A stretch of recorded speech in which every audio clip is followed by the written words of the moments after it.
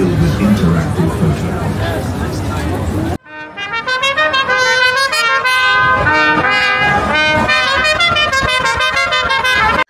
23শে ডিসেম্বর দুপুর 3টের সময় রেডি হয়ে বেরিয়ে পড়েছিলাম চেক রিপাবলিকের হিস্টোরিক্যাল ব্রিজ চার্লস ব্রিজের উদ্দেশ্যে, প্রাগের ক্রিসমাস ট্র্যাডিশনের সাক্ষী থাকবো বলে।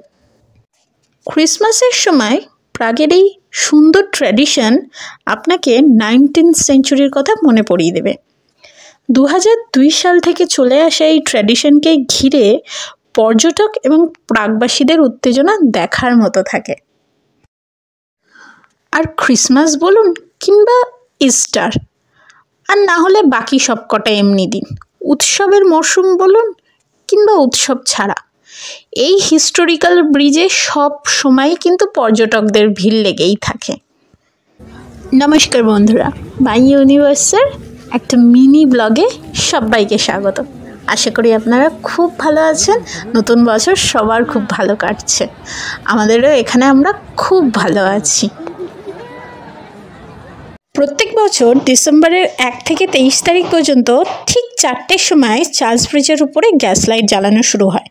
রূপকথার গল্পের জাদুকরের মতো প্রায় 6.5 ফুট উচ্চতার এক বয়স্ক ভদ্রলোক হাতে লাঠি নিয়ে আসে। তার হিস্টোরিক্যাল অ্যাটেয়ার আপনাকে 19th সেঞ্চুরিতে নিয়ে যাবে। ওল্ড টাউন স্কোয়ারের যেদিকে যায় ব্রিজের সেই দিক বরাবর উনি লাইট জ্বালাতে থাকেন, আর তারপর অন্যদিকে আসে।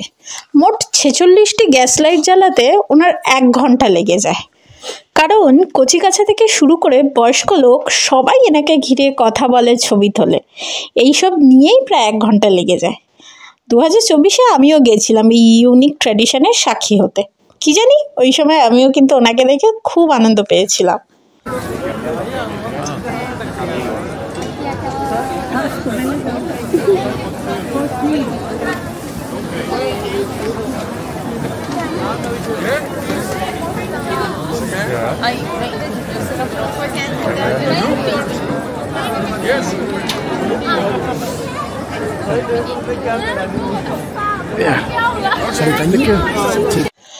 Old town square, lesser town, Charles ব্রিজের উপর এবং তার আশেপাশের এরিয়া, এই সব জায়গা মিলিয়ে মোট 700টি গ্যাস ল্যাম্প আছে, যা এখনও অবধি এই শহরের ঐতিহাসিক সৌন্দর্যতা বজায় রেখেছে এবং খুব সুন্দর করে এই গ্যাস লাইটগুলো এখনও মেনটেন আছে।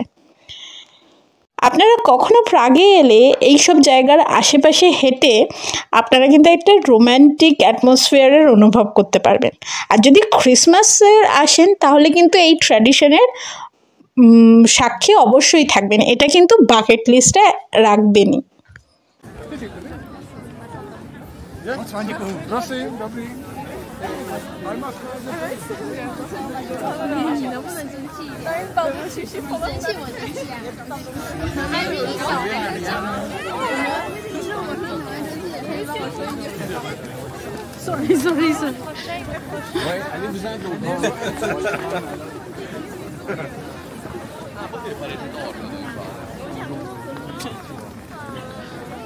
你看人家设备多专业啊！谁prишли фоткать фонарик?